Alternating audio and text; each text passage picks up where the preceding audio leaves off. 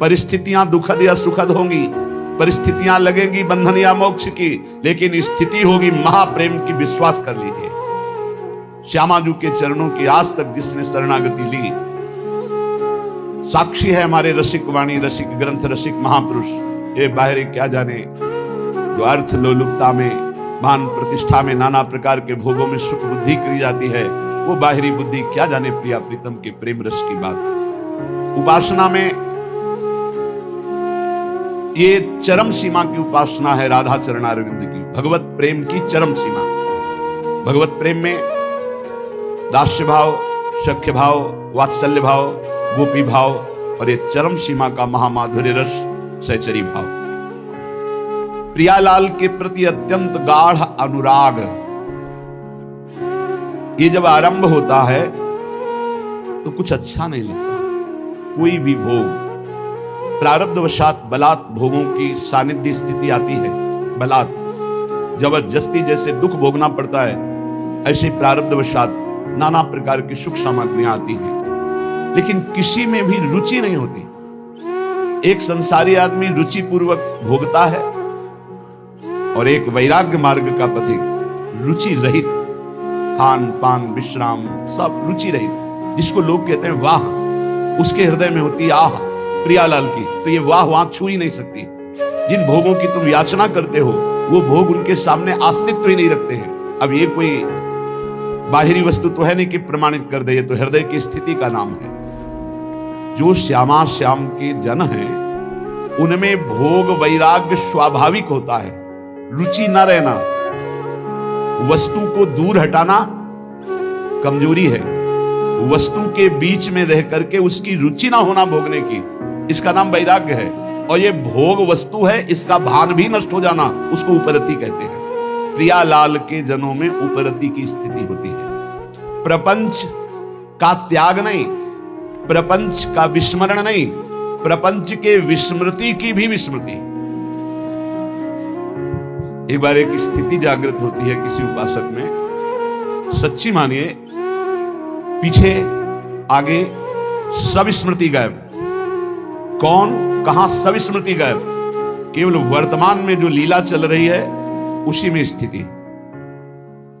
अब लगा सब बंद, थोड़ी देर बाद जब स्मृति सब बंद, अब तो दिमाग ही काम नहीं करेगा। तब लगा कि ये तो व्यवहार से शून्यता आ गई। कैसे? अखंड स्मृति, ऐसी स्मृति जिसमें ना भविष्य है ना भूत है, वर्तमान भगवदाकार स्थिति, और मैं भगवदाकार में डूब गया हूं, ये बाद में, उस समय स्मृति नहीं है। आप समझो ऐसी प्रेम की स्थिति में एक विशिष्ट आनंदमयी घबराहट, इतनी ऊंची। आप कहोगे प्रेम में घबराहट?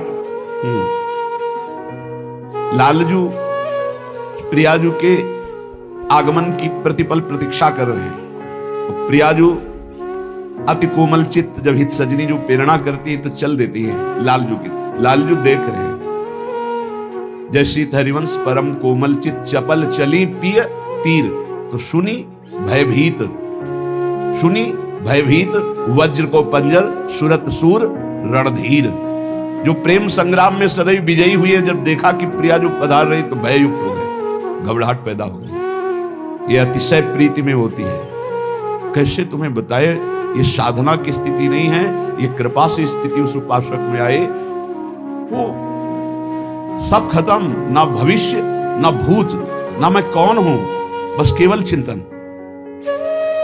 वो एक अलौकिक स्थिति।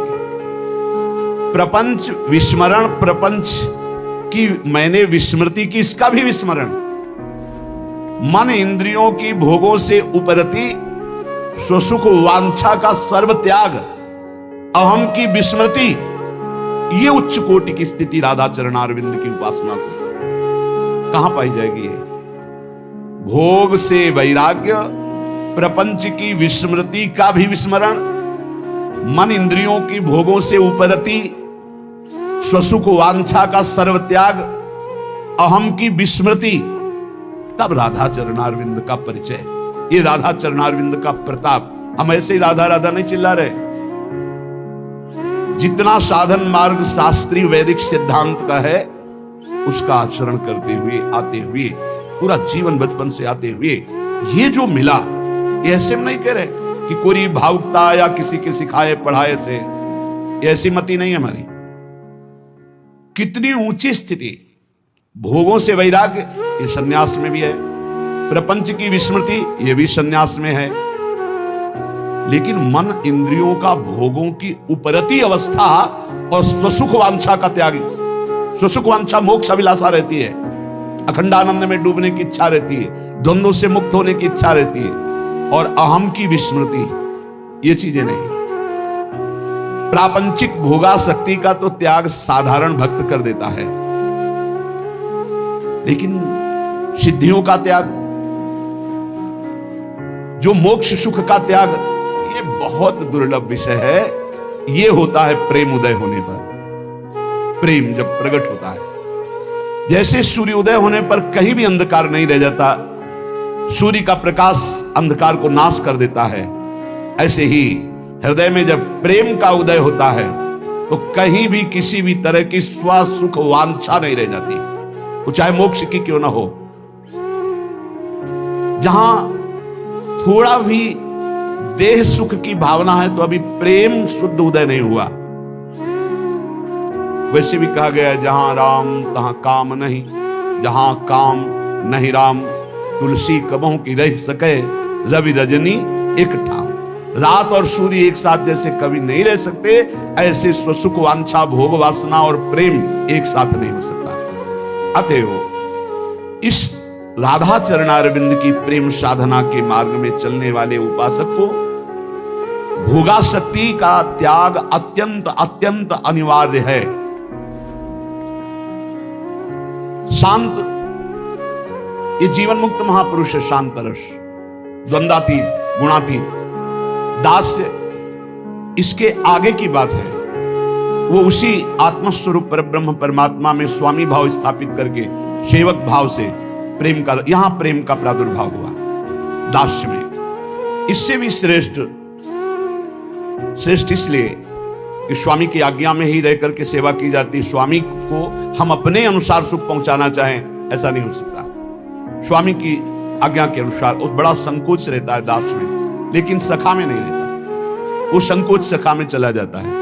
खूब समान भाव से अपने प्रीतम को दुलार करना, उनके साथ खेलना, हास परिहास करना, इससे भी अधिक वात्सल्य सुख है, जिसमें केवल केवल उपासक का सुख है।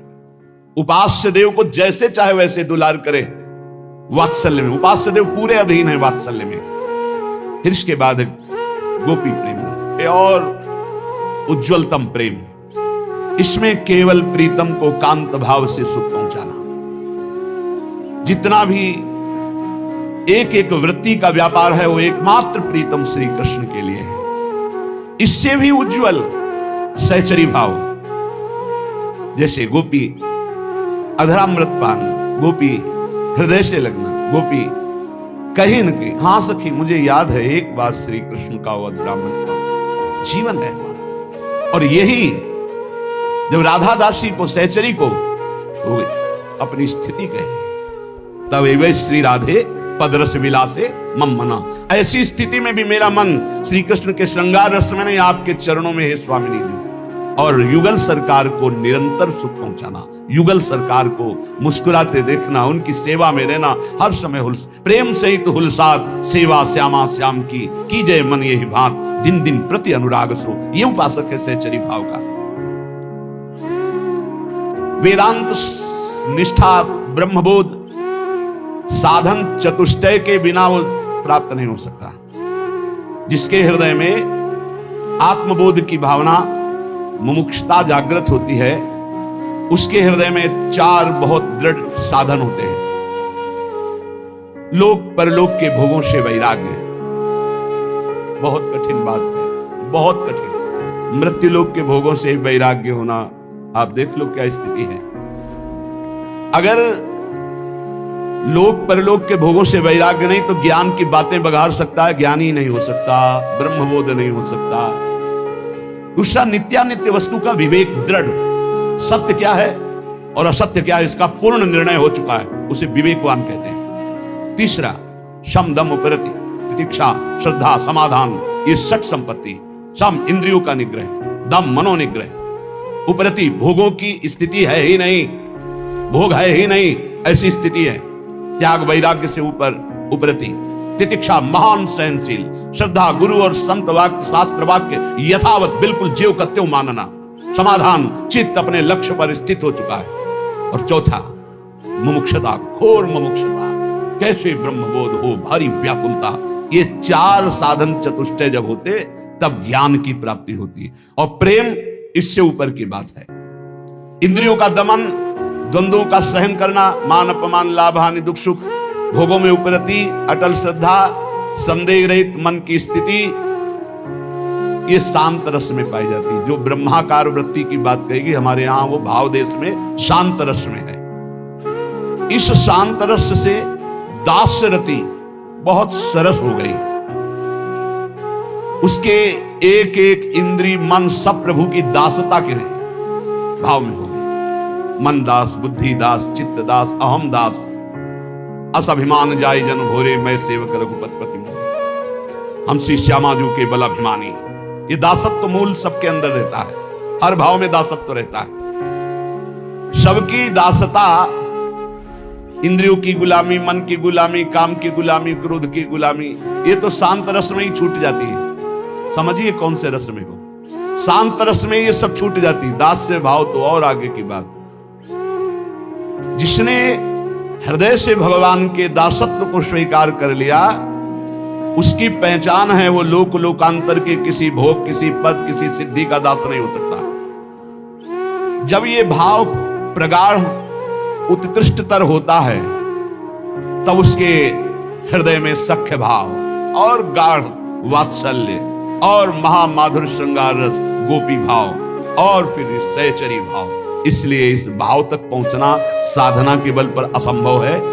भगवत ऋषि जी कहते हैं कि ये ललिता सखी उपासना है सिंहिन को छीर, है सिंहिन को छीर, रुके कुंदन के बासन, कह बच्चा के पेट और घट करे विनाशन। और घट करे विनाशन, यही जो आप देख रहे हो, यही घट करे विनाशन। बुद्धि काम नहीं करती। या तो बच्चा किसी रसिक महापुरुष का बन चुका है, या ललिता विशाखादि की पात्रता प्राप्त कर ली असंभव, तब वो इसे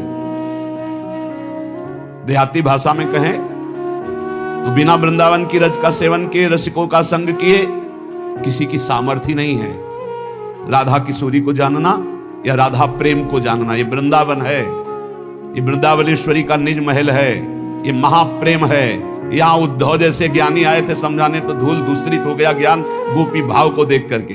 आगे की तो बहुत बड़ी बात है। ये महामाधुर्य रस ये सहज कृपा से प्राप्त होता है। ये अपने लोग जो आए हैं ये साधन बल से आए हुए नहीं हैं, अपने लोग कृपा बल से आए हुए हैं। न जाने कौन से गुण पर दया निधि रीझ जाते। हमें तो लगता है हमारे अवगुणों से रीझ गए। अरे इसका निस्तार कभी नहीं हो सकता, इसलिए रीझ करके उन्होंने कृपा करके लाडली जी ने खींच लिया। गुण तो कोई है ही नहीं जिन गुणों से वो रीझ जाएं। जिन गुणों से मेरी लाडली लाल जुगल जोरी रीझती, वो गुण तो अपने में एक भी नहीं दिखाई देते अपने लोगों में। जो वर्णन है त्याग उपरति, जो वर्णन है सो सुख वांछा का त्याग, ये तो असंभव है। तो फिर हुआ कैसे? बोले कहो कृपा ते कहा ना होई। कृपा हो गई, कृपा से बात समझ में आ गई। ये कृपा से समझ में आती है, ये तर्क विवाद विद्वता से समझ में नहीं आती। सबसे पहली कृपा स्फुरित होती उपासक के हृदय में, उसके अंदर एक लगन लगती है मधुर स्मरण की। पकड़ो कृपा पात्र जनों, अमर्याद अबाध स्मृति, कोई भी हमारी अखंड स्मृति को तोड़ न पावे। ये विशिष्ट कृपा पात्र उपासक के अंदर राधा राधा राधा, ये अखंड स्मृति। जब उपासक इस मधुर स्मृति को पकड़ लेता है तो उसका स्तर ऊंचे उठने लगता है अध्यात्म की धरा पर। हर प्रश्न का उत्तर नाम जप होता है, क्योंकि बिना नाम बल के, अध्यात्म बल के आपके अंदर जो ज्ञान है उसका आप प्रयोग नहीं कर सकते। जैसे आपके अंदर ज्ञान है कि ये गलत है, नहीं करना चाहिए, पर आप करोगे क्योंकि आपके अंदर बल नहीं। जैसे आपके अंदर आवश्यकता भगवान की है, लेकिन चाहत भोगों की है, इसलिए आवश्यकता की पूर्ति कभी नहीं हो सकती। अगर चाहत मिटा दी जाए तो आवश्यकता तत्काल पूर्ण हो जाएगी। चाहत मिटाना यह ज्ञान बल से होता है, यह ज्ञान बल अध्यात्म बल है। अध्यात्म बल श्री हरिवंश नाम बल लहो, अपने मन भाई सब कहो, रहो शरण हरिवंश की। नाम बल हमारे बल श्री वृंदावन रानी, इनका नाम राधा राधा राधा। जो प्रेम मार्ग का पथिक होता है वो किसी भी बंधन से मुक्त होने की प्रार्थना नहीं करता। मेरे ये दोष मिट जाए, मेरे द्वंद्व मिट जाए, मेरा ये दुख मिट जाए, नहीं प्यारे। यदि दोष दुख द्वंद्व देखकर मुस्कुराते हो तो सदैव हमारे पास रहे और आप मुस्कुराते रहो। बस ये चाहो न सुगति सुमति संपत्ति कछु रिद्धि सिद्धि विपुल बढ़ाई, हेतु रहित अनुराग राम पद बढ़ो अनुदिन अधिकाई। चाहो न सुगति, मेरा कल्याण हो जाए, मुझे नहीं। सुमति, मैं बहुत सुंदर बुद्धि वाला। संपत्ति, मेरी रिद्धियां सिद्धियां विपुल बढ़ाई, प्रतिष्ठा नहीं। गोस्वामी तुलसीदास जी प्रेमी, जो प्रेम मार्ग का पथिक होता है। चाहो न सुगति सुमति संपत्ति कछु रिद्धि सिद्धि विपुल बढ़ाई, हेतु रहित अनुराग राम पद बढ़ो अनुदिन अधिकाई। बिना हेतु के आराध्य देव में प्रतिपल प्रेम बढ़ता रहे। बस मुझे और कोई सुगति सुमति संपत्ति रिद्धि सिद्धि प्रतिष्ठा मान बढ़ाई नहीं चाहिए प्रभु, नहीं चाहिए। सालोक्य सारिष्ट सामीप्य सारूप्य एकत्वमप्युत दीयमानम न गृह्णन्ति बिना मत सेवनम जना। भगवान देते हैं ऐसे भक्त को ये 5 प्रकार के मोक्ष।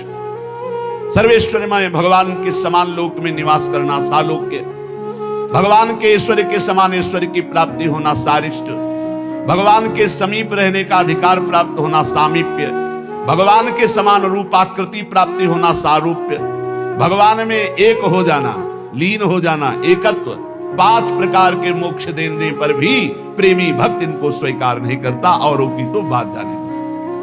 भगवत प्रेम छोड़ करके वो न सदगति चाहता, न सम्मति चाहता है, न लौकिक दैविक संपत्ति चाहता है, न रिद्धि सिद्धि चाहता है, न मान बढ़ाई चाहता है। वो यही चाहता है कि आराध्य देव के चरणों में प्रतिदिन अहेतु की अनुराग बढ़ता रहे, प्रतिक्षण बढ़ता रहे, कभी अंत न हो इस अनुराग का। अर्थ न धर्म न काम रुचि गति न चाहो निर्वाण, जन्म जन्म रति राम पद यह वरदान नाम। न अर्थ चाहिए न धर्म चाहिए, नहीं चाहिए। ना मुझे कामनाओं की पूर्ति चाहिए, ना मोक्ष चाहिए। क्या चाहिए? बार बार कर्म के अनुसार जन्म हो, लेकिन अपने आराध्य देव में प्रतिपल प्रेम बढ़ता रहे। ये प्रेमी हृदय जन्म जन्म में मेरी रति मेरे आराध्य देव के चरणों में हो। जन्म से ही मैं उनकी अनुराग वृत्ति धारण करके सदैव उनका लीला गुणगान करता हुआ जन्म व्यतीत करूं। भक्तवर प्रहलाद जी भगवान से कह रहे, नाथ योनि सहस्रेषु येषु येषु व्रजाम्यहम् तेषु तेषु चला भक्ति रच्युतास्तु सदा त्वयि। प्रभु, मैं आपसे ये नहीं मांगता कि मेरा जन्म न हो, मैं मांगता हूं कि कर्म के अनुसार हजारों हजारों योनियों में जन्म हो, मुझे इसकी परवाह है, पर जिस जिस योनि में जाऊं तुम्हारी अचला भक्ति हो। हरिवंश महाप्रभु कहते यत्र यत्र मम जन्म कर्म भिन्नार के परमे पदे अथवा राधिका रति निकुंज मंडली तत्र तत्र हृदय में विराजता हूं। जहां जहां मेरे कर्म के अनुसार जन्म हो, चाहे नारकी योनियों में चाहे परम पद में, मुझे इसकी कोई परवाह नहीं। हे मेरी लाडली, अपनी सहचरियों के साथ लालजू के साथ हमारे हृदय में सदैव खेलती रहो। जहां मनावे वहां जन्म दो, जहां मनावे वहां भेद दो, मुझे कोई परवाह नहीं। जा राखो ता रहो मान सुख राशि है। क्या चिंता क्या परवाह अलवेली सरकार की शरण में। प्रेमावतार महाप्रभु गौरांग देव चैतन्य देव जी कह रहे हैं, न धनम न जनम न सुंदरीम कविताम वा जगदीश कामये मम जन्मन जन्मनीश्वरे भवता भक्ति रहे तुकी त्वयि। प्रभु, मुझे धन नहीं चाहिए, मुझे परिवार सुख नहीं चाहिए, मुझे सुंदरी स्त्री नहीं चाहिए, मुझे कविता काव्य शक्ति नहीं चाहिए। हे जगदीश, हे मेरे श्री कृष्ण, बार बार जन्म हो कर्म के अनुसार, पर आपकी अहेतु की भक्ति से युक्त हो। धन जन कविता सुंदरी चहो न मैं जगदीश, बनी रहे प्रति जन्म में भक्ति अहेतु की। यही जोनि जन्मो कर्म बस, राम पद अनुराग। ये हमें क्या चिंता। इस परम प्रेम स्वरूपा भक्ति मार्ग में जिस साधक को ये मार्ग मिल जाता है वो अनन्य हो जाता है, उसकी पहचान है। जिस साधक को ये प्रेम भक्ति का मार्ग मिलता है उसमें अनन्यता आ जाती है। बहुत खास बात है, खास बात है। बने तो रघुवर ते बने, बिगड़े तो भरपूर, तुलसी और अंते बने ताबन में पे धूल। एक बार श्री सूरदास जी महाराज और महामहिम गोस्वामी तुलसीदास जी महाराज मिले। दोनों हरि के अनन्य भक्त, दोनों पहुंचे हुए महापुरुष। विनोद हुआ। गोस्वामी जी से श्री सूरदास जी ने कहा, आपके प्रभु श्री राम तो 12 कलाओं से युक्त है और मेरे श्री कृष्ण 16 कलाओं से युक्त है। अच्छा, मेरे प्रभु 12 कलाओं से? मैं तो सिर्फ अपने राम को राम मान करके, किसी कला या किसी गुण या किसी महिमा मान करके मैं नहीं, मेरे राम सिर्फ मेरे राम है। मैं तो दशरथ नंदन राम का सेवक हूं। बस आपने बताया 12 कला, ओहो आज तो और हमारी छाती चढ़ी। वहां नहीं गई, 16 कला पे बुद्धि नहीं गई। अपने इष्ट से अलग चिंतन ही नहीं हो सकता, चाहे जितना आप कहो। एक भरोसो एक बल एक आस विश्वास, एक राम घनश्याम हित, चातक तुलसीदास। चातक, चातक का प्रेम अनन्यता का उदाहरण है। कह रहे हैं कि गोस्वामी तुलसीदास जी जैसे कह रहे हैं चातक तुलसीदास, ऐसे प्रेमी उपासक का चित्त अपने इष्ट पे अनन्य हो जाता है। चातक का बड़ा निष्ठापूर्ण भाव है। बरसते हुए मेघ के स्वाति बूंद 12 महीना पी पी पी पुकारता रहता है अपने प्रीतम मेघ को। जो घन बरसे समय सिर, जो भरी जन्म उदास, तुलसी याचित चात कहीं तो तिहारी आस।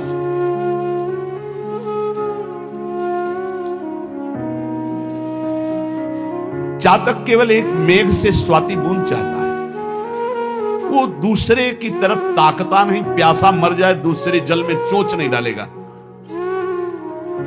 तुलसीदास जी कहते हैं कि मेरे प्रभु तुम कृपा की वर्षा करो या ना करो, हम तो चातक है, जीवन भर पी पी पुकारते रहेंगे आपको। यही भक्ति है, यही स्वरूप, यही निश्चिंतता है, यही बेपरवाही, यही एकांतिक प्रेम है हमारा।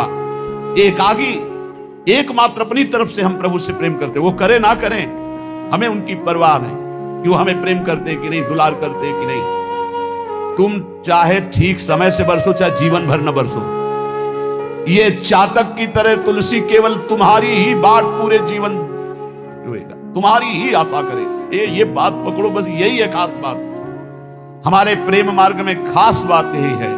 तुम हमारी तरफ देखो ना देखो, तुम्हारे तो लाखों देखने वाले हैं, लेकिन मेरी दृष्टि तो सिर्फ आप पे ही रहेगी। आपके सिवा मेरा कोई नहीं। मेरा बस आप पर नहीं है, लेकिन बस मेरे आप हैं। मेरा बस आप पर नहीं है, बस आप मेरे हैं। इस पर आपका भी बस नहीं कि आप हमें हटा सके। आप बरसो ना बरसो, आजीवन हम आपकी ही पुकार करते रहेंगे, राधा राधा राधा राधा। आप नरक भेजो स्वर्ग भेजो, कोई परिणाम की परवाह नहीं। रटत रटत रसना लटी, तृषा सूखी गे अंग, तुलसी चातक प्रेम को नित नूतन रुचि रंग। आहा, अपने प्यारे मेघ के लिए पी पी पी पुकारता हुआ जीव सूख गई, क्योंकि पानी नहीं दिया। प्यास के मारे सारे शरीर के अंग तापमय होकर सूख गए, लेकिन चातक का प्रेम और निखार ला रहा है। एक टक मेघ की तरफ पी पी पी, ऐसे ही राधा राधा राधा। बोले दुख आ रहा है, विपत्तियां आ रही, शरीर असाध्य रोग से ग्रसित है, संकट है, निंदा है, अपमान है, राधा और निखार आ रहा है। और कर लो जितना आपको दुख देना है, जितना विपत्ति देना है, हम आपको छोड़ नहीं सकते, चाहे जितना ठुकराओ। राधा राधा राधा। ऐसा उपासक अजित भगवान को जीत लेता है, प्रियालाल को अधीन कर लेता है। और सुन, बरसी परुष पाहन पयद पंख करो टुक टूक, तुलसी परी न चाहिए चतुर चात कहीं चूक। वर्षा तो नहीं, पी पी पुकारता हुआ चातक मेघ की तरफ देख रहा है। ओले और बरसा दिए, ओले। चातक के पंख टूक टूक हो गए, पर वो उसके मुख से इतना ही निकल रहा है, पी पी पी। बोले ऐसे ही चाहे भीषण कष्ट दो, विपत्ति दो, निंदा करवाओ, अपमान करवाओ, हमारे प्रेम पण में कभी चूक नहीं होगी, यही निकलेगा, राधा राधा राधा। पबि पाहन दामिनी गरज, झरी झकोर खरी खीज, रोष न प्रीतम दोष लखी तुलसी, राग ही रीज। मानो चातक को डांट रहा है मेघ बिजली की गर्जना से, बिजली तड़प करके उसको डरा रही है। वो मेघ की तरफ पी पी, बिजली तड़क रही, ओले वर्षा रहे, गर्जना कर रही, तूफान चल रहा है, पर चातक के चित्त पर आनंद बढ़ रहा है। दोष नहीं दिखाई दे रहा है कि हम तो पी पी रट रहे हो, हमारे शरीर पर ओले बरसा रहा है, बिजली कड़क करके और गरज करके हमें डांट रहा है। किसी पक्षी ने कहा क्या मिला तेरे को? पी पी करता है, देख तेरा प्रीतम मेघ तुझे गर्जना करके डांट रहा है, ओले वर्षा करके तेरे पंख टुकड़े टुकड़े कर रहा है, बिजली चमक करके तुझे डांट रही, तुझे दुख प्रदान कर रही, एक भी बूंद पानी तेरे मुख में नहीं। क्या दिया तेरे प्रीतम? तुम कहे तुम्हारी सोच है। ये जो गर्जना है ना, ये मेरे प्रीतम गर्जना करके मानो गुनगान करके मेरे हृदय में आह्लाद पहुंचा रहे। और ये जो ओले है ना, ये प्रीतम का आलिंगन प्राप्त हो रहा है। ये जो बिजली है ना, मेरे प्रीतम मेघ की मुस्कुराहट है, तेरे को दोष दिखाई दे रहा है। रोष ना प्रीतम दोष लखी तुलसी, राग हिरी। ना तो गुस्सा आ रही है चातक को और ना दोष दिखाई दे रहा है, वो अपने प्रीतम के प्यार में डूब रहा है। इसे कहते हैं चातक का प्रेम। उष्ण काल अरुदेह खिन, मगपंथी तन ऊख, चातक बतिया ना रुचि, अनजल सींचे रूख। भीषण गर्मी का समय है, प्यास से मुंह सूख रहा है, चातक का शरीर शिथिल है क्योंकि स्वाति का बूंद पानी नहीं मिला, रास्ते में जा रहा है। इतने में पक्षियों का समूह एक बहुत बड़े वृक्ष की छाया में विश्राम कर रहा है। पुकारा आ जाओ विश्राम कर लो। तो उनका जानते नहीं हम कौन से पक्षी हैं, चातक। हम उस वृक्ष में ना बैठ सकते ना उसकी छाया में जो और जल से सींचा गया है। हम बैठते हैं तो सिर्फ मेघ के जल से सींचे हुए वृक्ष पर ही बैठते हैं। नहीं बैठा, ताप से जल रहा है, प्यास से व्याकुल है। पक्षियों ने पुकारा, चातक ने कहा मुझे ये बात अच्छी नहीं लगती, जो अन्य जल से सींचा हुआ वृक्ष है मैं उसकी छाया में भी नहीं बैठ सकता। ये अनन्यता अपने इष्ट के लिए। और आगे देख लो, प्रेम की एक से एक कसौटी। उड़ा हुआ चातक चला जा रहा था, उसके आगे व्याध ने देखा कि चातक जा रहा है, निशाना लगाया और बाण मारा।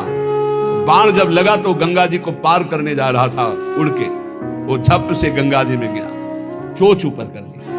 बध्यो बधिक पर्यो पुण्य जल, उलटी उठाई चोच।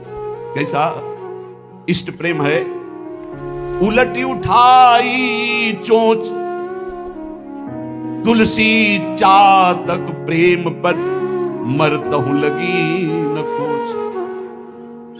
बधिक ने बाण मारा, बाण लगा, गंगा जल में गिरा, चोच ऊपर उठा दी। किसी पक्षी ने पूछा कि ये गंगा जल का पुण्य जल तो जिसके मुख में चला जाता है मरता है तो उसे परम पद प्राप्त होता है, तूने चोच के उठा दी। बोले मैं मेघ से प्यार करता हूं, सिर्फ स्वाति बूंद मेघ से बरसाया हुआ लेता हूं। मरते दम कहीं मेरी आन पर, मेरे प्राण पर, मेरे प्रेम पर कलंक न लग जाए, इसलिए चोच उठा ली। मरते दम तक गंगा जी का एक बूंद नहीं जाने दूंगा, और जब मर जाऊंगा तो बात अलग है। जीते जी कभी स्वाति के बूंद के सिवा चातक की चोच में और कोई जल नहीं आ सकता। चढ़त न चातक चित कबहू, प्रिय पयोद के दोष, तुलसी प्रेम पयोधि है, ताते नाप न जोख। चातक प्रेमी है।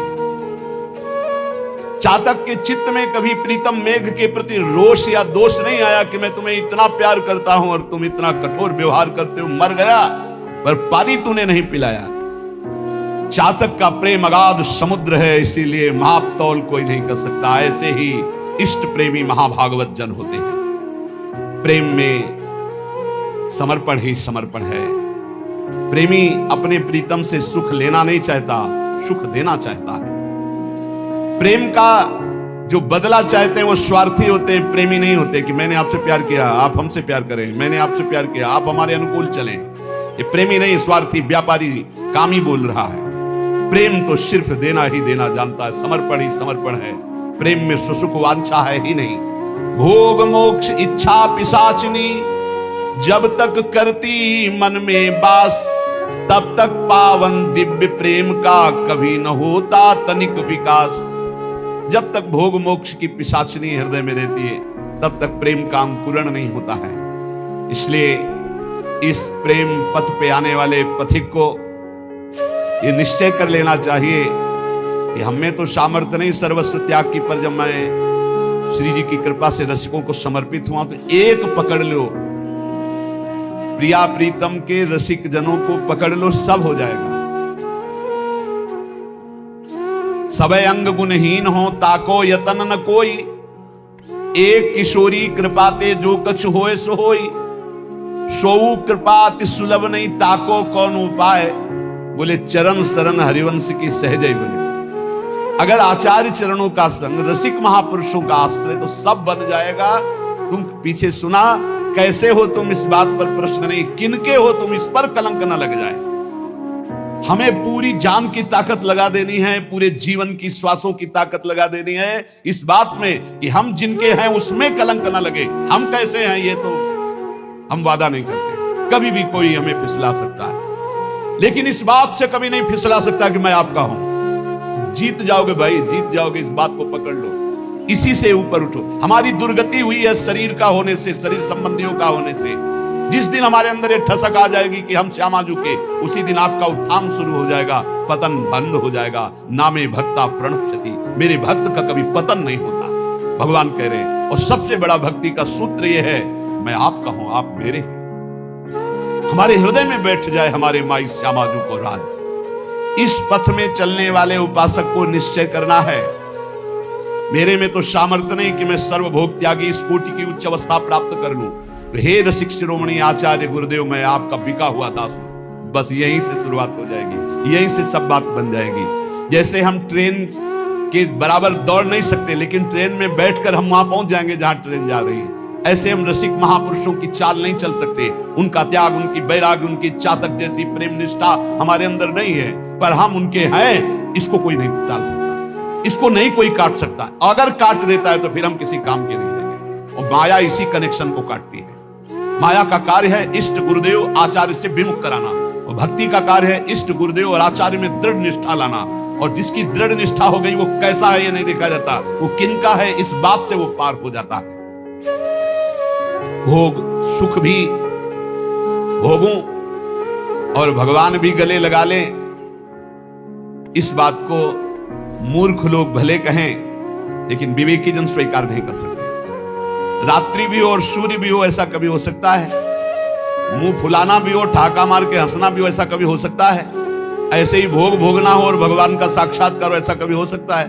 नहीं हो सकता। एक उपाय से हो सकता है, जैसे लोहा कभी सोना नहीं बन सकता, वह पारसमणि छू जाए तो सोना बन जाए। ऐसे रसिक महापुरुष भगवत प्रेमी महात्मा कृपा कर दे तो अपने जैसे अधमों को भी उत्तम पद की प्राप्ति हो जाए। लाडली जी के चरणारविंद की सेवा।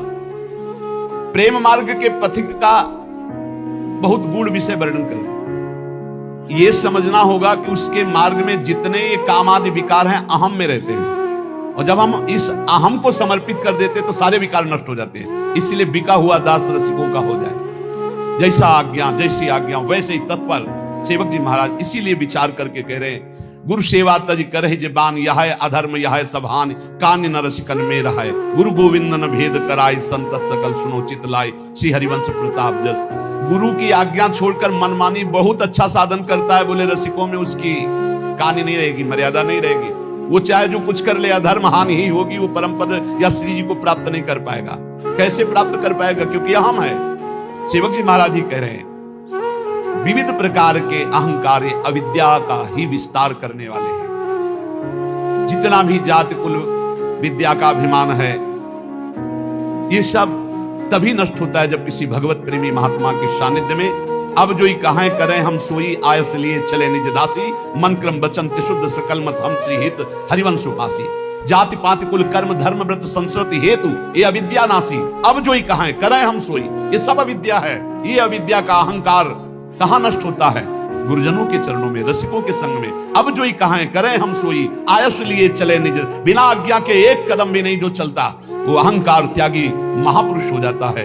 बिना प्रयास के समस्त विकारों पर विजय प्राप्त कर लेता है, प्रियालाल के प्रेम को प्राप्त कर लेता है। प्रेम पद का जो मार्ग है ये सर्वस्व में आग लगाने वाला है। कबीरा खड़ा बाजार में लिए लुकाठी हाथ, और जो घर फूके अपना तो आवे हमारे साथ। घर फूकना अहम का विसर्जन, घर में आग लगा देना नहीं, अहम में। जो घर फूके अपना तो चले हमारे साथ। अहम का जो सर्व त्यागी है, अहम को जिसने नष्ट कर दिया, अहंकार का नाश होता है। तिनकी संगति रहत जाति कुल मद सब नंसई, संतत सेवक सदा भजत जे श्री हरिवंशई। जो हा हरि राधा बा वृंदावन सा सहचरी, वृंदावन में विराजमान सहचरियों के मध्य में प्रिया प्रीतम का भजन करने वाले रसिक जन है, उनकी जो संगति करता है तो सब प्रकार का अहंकार का नाश हो जाता है। राधा माधव की इस प्रेम लीला में सम्मिलित होने के लिए उपासक को अहम त्याग अत्यंत आवश्यक है। श्री जी और लालजू ये कहने को केवल दो हैं कि राधा और लाल। ये राधा लाल कहने को दो हैं, राधा ही लाल है और लालजू ही राधा है। इस महाप्रेम रस को समझने के लिए ब्रज रज का सेवन, ब्रज रसिकों का संग और ब्रज रसिकों की वाणियों का गायन, तब इस रस को समझा जा सकता है। जैसे कोई विविध प्रकार के शास्त्रों का स्वाध्याय करके ज्ञान आदि के द्वारा तो ऐसी ही अटकल लगाएगा जैसे उद्धव जी ने लगाई थी। प्रभु श्री कृष्ण मथुरा में विराजमान होकर सुख प्रवाह कर रहे हैं और श्री मुख से निकल रहा है गोपी गोपी राधा राधा। अब एकांत में थे, अचानक उद्धव जी पहुंचे। उद्धव जी ने ये दशा देखी, प्रभु आप रुदन कर रहे हो, कौन सी ऐसी व्यवस्था है जो आपको रुदन करा सकती है? उन्होंने कहा कि जब मेरा प्रेमी रुदन करता है तो फिर मैं रुदन करता हूं। भगवान एक एक सेकंड आपको देख रहे हैं, आप ऐसा मत समझे कि आप राधा राधा जप रहे हैं, कृष्ण कृष्ण जप रहे हैं, पता नहीं ये बात प्रभु सुन रहे हैं। एक बार अगर राधा बोल रहे हैं, प्रभु आपको देख रहे हैं, प्रभु आपको सुन रहे हैं, आप विश्वास कीजिए। उद्धव जी महाराज प्रभु से कहा कि आपका रोना कैसे बंद हो सकता? मैं सब कुछ करने के लिए तैयार हूं, पर आपका रोना मुझे सहन नहीं हो रहा। ध्यान दीजिए, बृहस्पति शिष्य, बृहस्पति के समान ज्ञानी, भगवान श्री कृष्ण के अभिन्न स्वरूप सखा, आप बोलिए प्रभु कैसे रोना बंद हो सकता है? बोले अगर गोपियों का रोना बंद हो जाए, ब्रजवासियों का रोना बंद हो जाए तो मेरा रोना बंद हो जाए। प्रभु आप आत्मस्वरूप, आपका वियोग कैसे हो सकता है? आप सर्वत्र व्याप्त तत्व है, आत्मा है। बोले हमको समझाने की जरूरत नहीं, गोपियों को समझा दो जाके, उनका रोना बंद हो जाए। बड़े ठसक में भगवान के प्रसादी वस्त्र पहनकर और फूले आ रहे थे कि ब्रजवासी भोले भाले हैं, लोगों को भ्रम होता है। ब्रजवासी भगवान के ज्ञान से संपन्न हैं। एक बार की बात बताएं, सुदामा कुटी में श्री सुदामा जी महाराज विराजमान थे। एक महापुरुष पधारे थे, नाम उनका नहीं लेंगे, और वो शुरू किए दृष्टा और साक्षी और ब्रह्म हो। एक मैया खड़ी हुई, ए बाबा पता है तो तू कहां बैठे हुए हैं? वृंदावन में। अरे श्री जी की कोई बात सुना, लालजू की कोई बात सुना, ना आती हो तो बैठ जा। कोई दूसरा बोले ये क्या बोल रहा है? ये बोलना है तो तू काशी में बोल जाके, यहां वृंदावन है। अब कोई विद्वान बोले तो उससे वो तर्क विवाद की बात, छड़ी लिए खड़ी बुढ़िया। तो सुदामा जी महाराज खड़े हुए और कहा महाराज जी कृष्ण चर्चा करो, यहां और कोई सुनने वाला नहीं, आप कृष्ण चर्चा करो। ये प्रेमियों का देश भैया, यहां बड़े बड़े धूल दूसरी ज्ञान गुदड़ी, ज्ञान की गुदड़ी हो गई यहां। अब उद्धव जी झूमते चले आ रहे थे, बड़ा गर्व था कि आज तो बेचारे ब्रजवासी भोले भाले हैं, जाके आज उनको ब्रह्म ज्ञान देंगे तो निहाल हो जाएंगे, ये भी समझेंगे कि उद्धव ज्ञानी उद्धव। जब यहां करील फंसा दुपट्टा में, मानो समझा रहा है कि जहां जा रहे हो फंसने जा रहे हो, तुम मुक्त कर लेने की क्षमता तुम्हारी नहीं है। तुम सोच रहे हो कि हम आंसुओं से मुक्त कर देंगे, तुम खुद आंसुओं में भीग जाओगे। ये प्रेम नगरी में तुम्हारा प्रवेश हो रहा। भैया ये वृंदावन है, वृंदावन।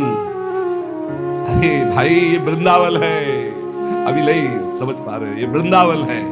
वृंदावनेश्वरी श्री श्यामाजू का ये महान महल है।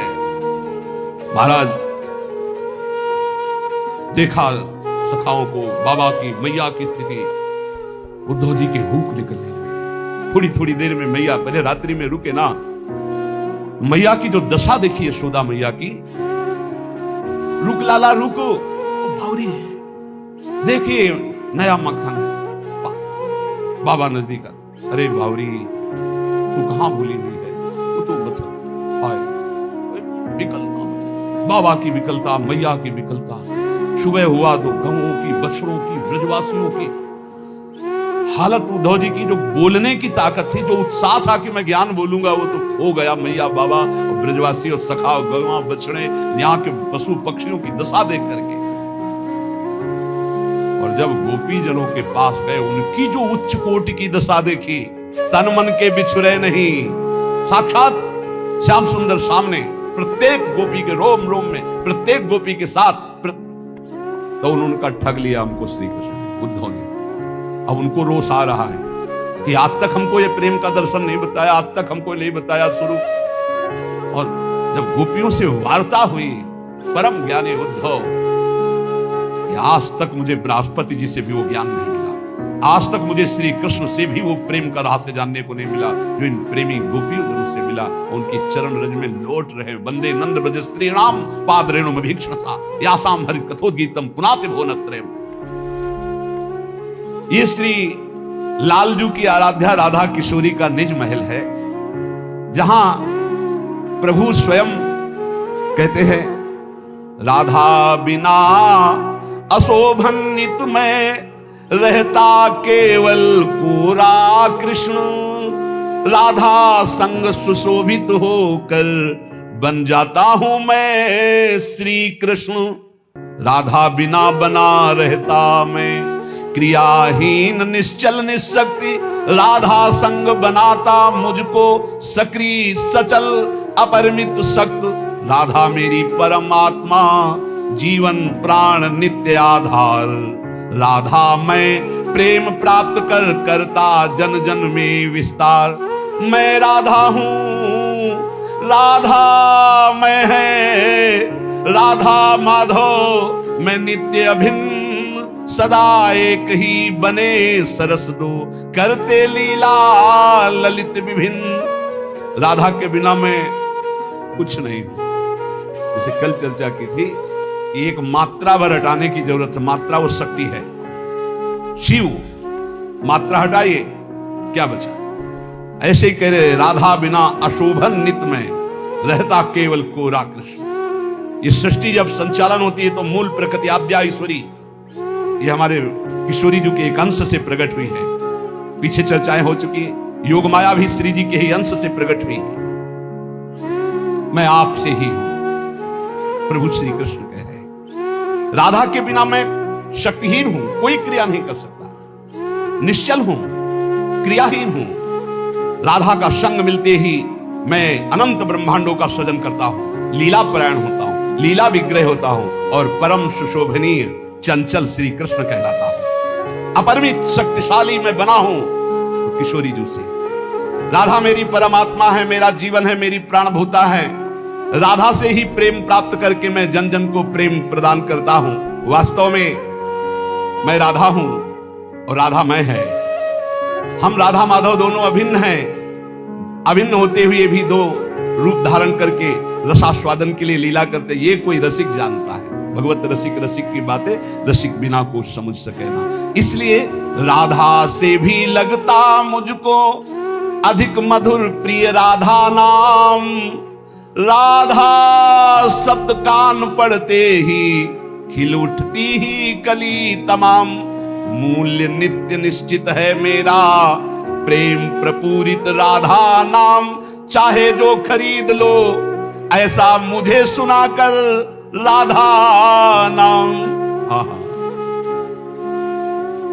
प्रियाजू से भी अधिक बढ़कर मुझे प्रियाजू का राधा नाम प्रिय है। लालजू कह रहे अतिशय मधुर, अतिशय प्यारा, अतिशय सामर्थ्यशाली राधा नाम जब कोई बोलता है मेरे कान में, जहां राधा नाम पड़ता है मेरे हृदय की कली कली खिल जाती है। प्रेम प्रपूरित राधा नाम मेरा नित्य निश्चित मूल्य है। कोई भी राधा नाम सुनाकर मुझे खरीद सकता है। प्रभु श्री कृष्ण कहते हैं राधा प्राणाधिक मेरी अतिशय प्रिय प्रियजन सिरमौर। राधा सा कोई न कहीं है मेरा प्राणाधिक प्रिय। और राधा मेरे प्राणों से भी अधिक अतिशय प्यारी है। समस्त प्रिय प्रेमी जनों की मुकुटमणि राधा के सदस्य सिर्फ राधा ही है, दूसरा नहीं है। रेपो ही कोटि जन्माघम कर्म भोगम शुभाशुभम। आकारात् गर्भवासम च मृत्युम च रोग मुत्सृजेत। धकार आयुषो हानि माकारो भव बंधनो। श्रवण स्मरणोक्तिभ्या प्रणश्यन्ति न संशयः। जब कोई गान करता है राधा राधा राधा तो रा उच्चारण करते ही कह रहे रेपो ही कोटि जन्मागम कर्म भोगम शुभाशुभम। शुभ और अशुभ दोनों उसके करोड़ों जन्म के भस्म हो जाते हैं राधा नाम उच्चारण करने वाले की। और आकार रा, जे भी राधा का बड़ा रा तो गर्भवास में वो कभी नहीं जाएगा। और कोई भी भयानक रोग उसको परास्त नहीं कर सकता। अकालात गर्भवासम च मृत्युम च रोग मुत्सृजेत। अकाल मृत्यु नहीं होगी, असाध्य रोग उससे परास्त नहीं कर पाएगा। ध का उच्चारण करने से धकारा आयुषो, आयु वृद्धि होगी। और जीव भवबंधनम, भवबंधन से मुक्त हो जाएगा। श्रवण स्मरणोक्तभ्या प्रणश्यन्ति न संशया। जो राधा नाम का गान करते हैं, राधा नाम का श्रवण करते हैं, वो कभी कर्म भोगों में नहीं फंसेंगे, कभी गर्भवास में नहीं आएंगे, कभी भव बंधन में नहीं फंसेंगे, वो मुक्त हो जाएंगे। रेपो ही निश्चलाम भक्तिम दास्यम कृष्ण पदाम्बुजम। सर्वेप्सितम सदानंदम सर्वसिद्ध्योगमीश्वरम। राधा जब ऐसा उच्चारण, जैसे कहते कहां शास्त्रों में, कितने शास्त्र पढ़ते हो? अरे अमोघ है शास्त्र, अथाह है शास्त्र, अचिंत्य है शास्त्र, कितने तुम पढ़ोगे। रसिकों का अलग अलग देश है। देखो वैसे भी समझो, हमारे भगवान ने जब जहां जैसा जिसने भाव किया वैसा सुख पहुंचाया, वो रूप रख करके। आप देखो